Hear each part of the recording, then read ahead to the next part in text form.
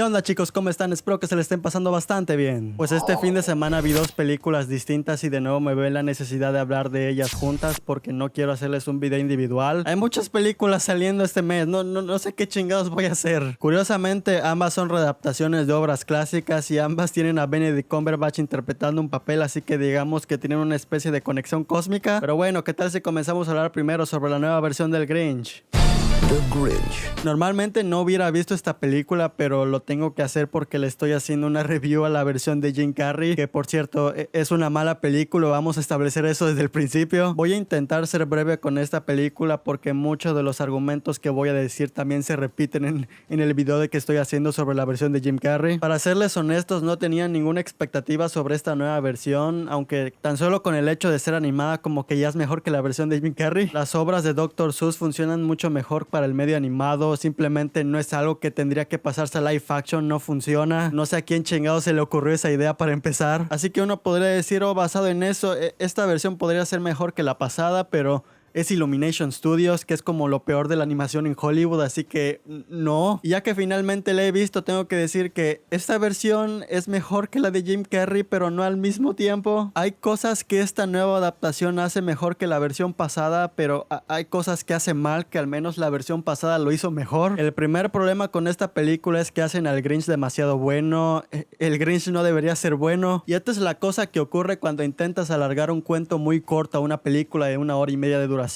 No tienes mucho con qué trabajar, así que tienen que a fuerza expandir al personaje del Grinch, pero el Grinch es una metáfora. El Grinch debe representar el lado amargado que todos tenemos por dentro. Así que desde el momento en que empiezas a darle motivaciones e historia de fondo al personaje, le estás quitando una parte muy importante. Entiendo que hay que mostrar que el Grinch tiene un lado bueno muy oculto para que el momento de su arco al final tenga sentido, pero esta película lo hace demasiado y por eso resulta poco creíble que a alguien así se le ocurriría el plan de robar la Navidad. Es algo que sin duda Jim Carrey presentó muchísimo mejor. También he visto que hay gente que se queja de que Eugenio Derbez preste su voz en la versión latina. No creo que haya un problema, él hace un decente trabajo con lo que tiene, solo que el guión no le da mucho con qué trabajar realmente. Esta película se mete en el mismo problema que la versión pasada, no tienen mucho con qué trabajar, el libro dura que 30 hojas, hay un cortometraje de media hora que perfectamente encapsula todo lo que ocurre en el libro, así que los realizadores de esta película tienen la necesidad de alargarlo con trama o algo así. Y con todos sus problemas, siento que al menos la versión de Jim Carrey tuvo una mejor idea de qué hacer con la trama. No lo ejecutaron muy bien, pero tuvo una mejor idea. Esta película, en cambio, decide solo alargar el concepto de lo que ocurre al final, que es, el Grinch va a robar los regalos. ¿Cómo alargamos esa trama a 1 hora y media de duración? Por ende, toda la película se trata sobre el Grinch planeando cómo hacer este robo. Hay una razón por la que la planeación de eso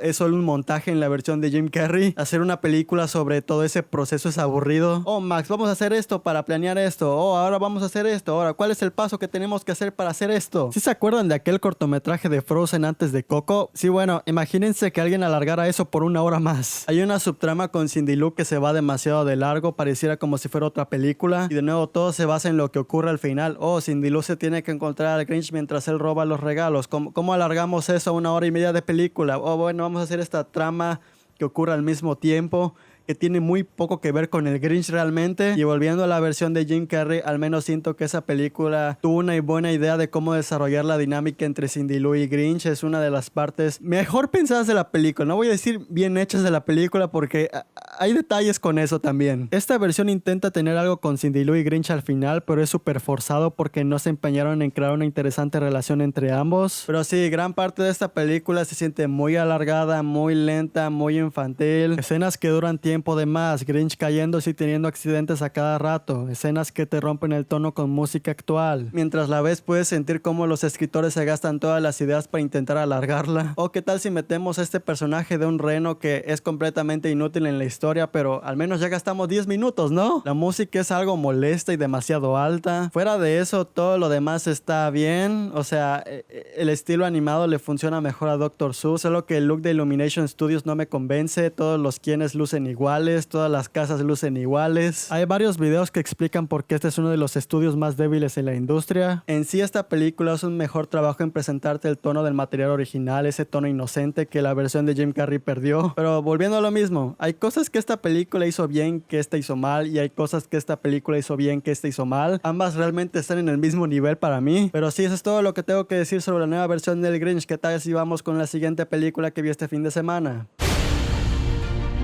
Mowgli es una película con una historia interesante. Su producción fue anunciada desde el 2012, un año antes de que Disney decidiera que sacaría su remake. Directores como Alejandro González Iñárritu y Ron Howard estuvieron muy cerca de dirigirla, pero al final no pudieron por motivos de agenda. Iñárritu específicamente estando ocupado por Birdman y El Renacido. Para cuando Andy Serkis finalmente obtuvo el puesto como director, la versión de Disney ya tenía prácticamente a todo el cast reunido, así que se volvió una especie de carrera para ver quién sacaría el proyecto primero. Al final, como obviamente podemos ver, Disney tomó la delantera sacando su remake en 2016 a manos de Jon Favreau. Quizás lo que definió esta victoria a manos de Disney es que Favreau ya tenía la experiencia con proyectos de esta escala. Andy Serkis no, apenas está debutando como director. El problema aquí es que la versión de Disney fue tan bien recibida que sin importar lo que pasara, la versión de Warner Bros. Sufriría debido a ella. O sea, son dos adaptaciones de un mismo libro saliendo con un par de años de diferencia. Dicho esto, seguía teniendo interés por la versión de Serkis, ya que él seguía diciendo que sería más apegada al tono oscuro del libro, lo cual me pareció genial. La versión de Disney está bien, es solo que no siento que sea la audiencia adecuada. Creo que es una película más destinada para gente que aprecia la versión animada de años atrás, y como nunca fue una de las películas que más vi de niño, verla sin lentes de nostalgia solo resultó en una experiencia que consideré agradable y nada más. No es nada del otro mundo, está bien hecha pues, está linda, los efectos son increíbles. Una vez que Serkis terminó de filmar su versión, Warner empezó a mostrar el material promocional y como que se dieron cuenta que no pegaría tan bien y quizás perderían dinero debido a ello, así que tomaron la decisión sencilla y la vendieron a Netflix. Y ahora que finalmente la he visto, la verdad es que tengo sentimientos encontrados. Por un lado, hay cosas que realmente me encantaron. Los primeros 30 minutos hacen un muy buen trabajo estableciendo este mundo y el arco de personaje de Mowgli. Bagheera,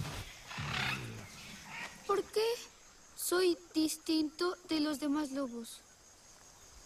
Incluso aunque el tono es más oscuro, los personajes continúan siendo agradables, sobre todo Baloo. Oye, no bajes la guardia jamás. Benedict Cumberbatch como Khan es bastante efectivo e intimidante. Los diseños de los animales son extraños, mientras que la versión de Disney se empeñó en hacerlos súper realistas. Aquí como que Andy Serkis intentó incorporar los rostros de sus actores en los diseños y causan que se sientan más caricaturescos. Eventualmente te acostumbras, pero no lo sé, se siguen viendo raros. Los efectos son medio inconsistentes, como es costumbre con Warner. A veces se ven muy bien, en otras como que te das cuenta que a Andy Serkis aún le falta experiencia, lo que es muy raro porque el vato de por sí es considerado como el dios del motion capture. La cinematografía es bellísima, estuvo a cargo de Michael Cederschind, el mismo que hizo la fotografía para Harry Potter y el prisionero de Azkaban y las últimas dos del planeta de los simios, y pues se nota. La música es terrible. Constantemente puedes escuchar un sonido de construcción de suspenso que reconozco de uno de esos paquetes de efectos de Video Copilot. Si bien hay algunas partes donde es medio efectivo, hay otras escenas en las que solo estuve pensando, wow, esto resultaría muchísimo mejor si no tuviera nada de música en el fondo. Hay un par de veces donde como que me mató el tono. Creo que mi problema más grande con esta película es que el guión se siente muy resumido. La película tiene un ritmo lento, se toma bastante tiempo estableciendo a la selva y a los personajes que habitan en ella. Pero entonces llega un punto en que todo como que se acelera y de la nada los lobos están haciendo algo y no sabes qué porque no te lo han establecido. Y de la nada resulta que hay una regla y la trama se mueve en una dirección completamente distinta. Generalmente el guión está estructurado como una épica. En determinado punto Mowgli debe aprender a convivir con esta aldea de humanos. La cosa es que la cinta ha pasado tanto tiempo estableciéndonos la selva que requeriría que la película durara como 2 horas y media para tener un balanceado paso del tiempo en el que Mowgli está aquí, aprendiendo cómo vive su especie. Pero no es así, la duración es como 1 hora y 40 minutos. Así que la estancia de Mowgli aquí es súper acelerada y causan que sus cambios como personaje se sientan muy repentinos. Otro detalle aquí es que a partir de ese punto la película se centra tanto en Mowgli y esta aldea que deja de lado a los demás personajes en la selva, lo cual genera un problema muy grande cuando eventualmente lo que les está ocurriendo a ellos resulta ser muy importante en la trama. Y cuando los vuelves a ver en el clímax es como, oh sí cierto, ustedes estaban aquí, lol. Hola Khan, fuiste establecido de forma muy amenazante, pero a este punto han pasado tantas cosas y de forma tan rápida que desinflaron un poco tu presencia. No es como el Rey León, donde al menos tienes a personajes tan carismáticos como Timón y Pumba que hacen que el exilio de Simba se sienta mejor presentado. Aquí todos los personajes carismáticos están en la selva y en la aldea no hay nadie. Está esta doña que habla en una escena y este güey Si ya vieron la película entenderán por qué no hablo mucho sobre él, lo cual es una lástima porque la lección de la historia es bastante bella. De no haber estado limitado por esta cortísima duración, quizás hubiera tenido más tiempo de desarrollar este segundo acto en la selva. De nuevo, 2 horas y media sería lo apropiado. Creo que alguien en medio de producción se atemorizó tanto de que el ritmo estaba siendo tan lento que vieron la necesidad de acelerar el segundo y tercer acto tanto como fuera posible. Y es un poco frustrante porque al final es a causa de esta necesidad por resumirlo todo que la gente puede llegar a perder interés en el viaje del personaje y pues de esta forma la experiencia se torna realmente aburrida. Imagínense que eso le hicieran a Blade Runner 2049. Una vez que termine el primer acto a alguien se le ocurre resumir todo lo demás en 40 minutos. Hay que apurarnos, güey, la gente quiere ver a Harrison Ford.